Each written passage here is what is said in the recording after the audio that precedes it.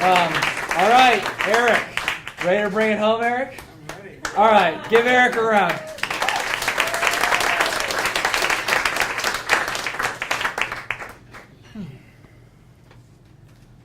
In 1997, I was diagnosed with leukemia, and it was ALL, and so that meant my white blood cells were almost developed, but not quite, and there were a whole lot of them.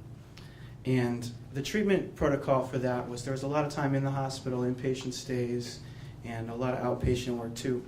But whenever I would stay inpatient, one of my parents would always stay with me. I was 12, 13 at the time. And one of my parents would always stay home with my younger brother.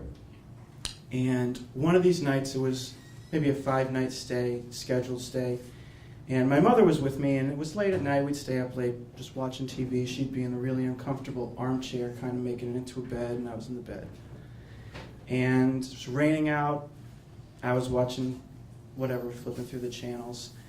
And it was kind of disappointing because that night I was supposed to go with my dad to Lupo's down in Providence, that's where we lived, and see B.B. King. I'm a blues guitarist, that's what I do for a living now, and my dad's a blues guitarist, my uncle's a blues guitarist, and it was really exciting. It was going to be a big show at Lupo's, and this is the old Lupo's. This isn't the nice new Lupo's at the Strand Theater. This is the old dank Lupo's, and it's dark, and it's kind of seedy, and it's kind of cool, and there's catacombs underneath.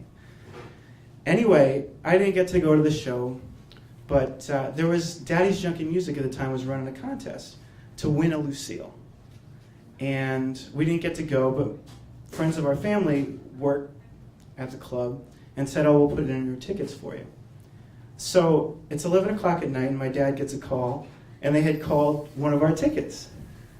And so my little brother's 6, 7 at the time, he gets him out of bed, and they go down and they pick up the guitar.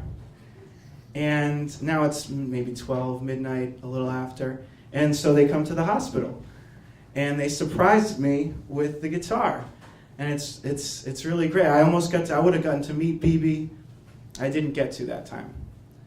But the friend of ours that worked at the club was involved with booking him years later. I was healthier now. Yeah, spoiler alert, I made it.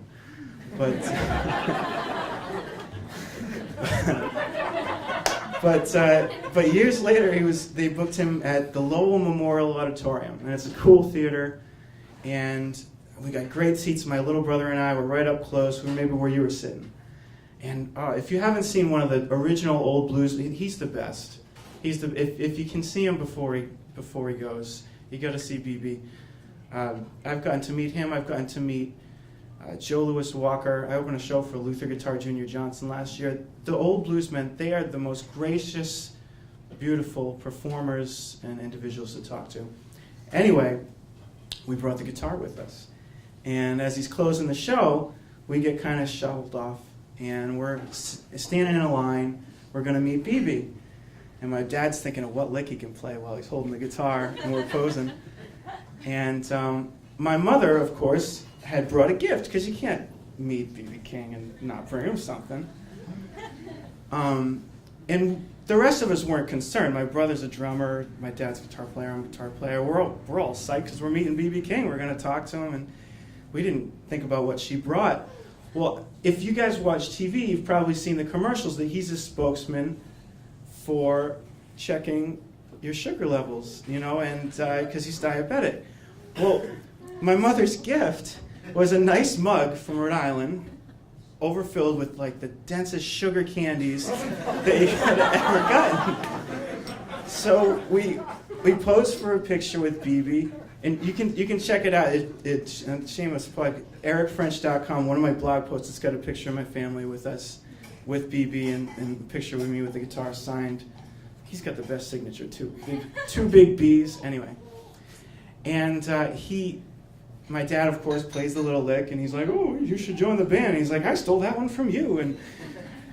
And so then my mother gives him this gift of all this candy, and he's like, "Oh, well, I'm sorry, I can't." And she's like, "Oh, I'm so sorry, I didn't know." And we're like, "Oh, well, we knew. Why didn't you tell me?" And she goes to take it back, and he says, and he still takes it anyway, just because he's the most. He was so nice, he's so kind. and he wanted to make sure my mother felt that, you know, he was thankful for her little gift to him, and it was great. And I told him I was going to be a musician when I grew up, and he said, you should actually stay in school. So I kind of didn't listen to B.B. King, but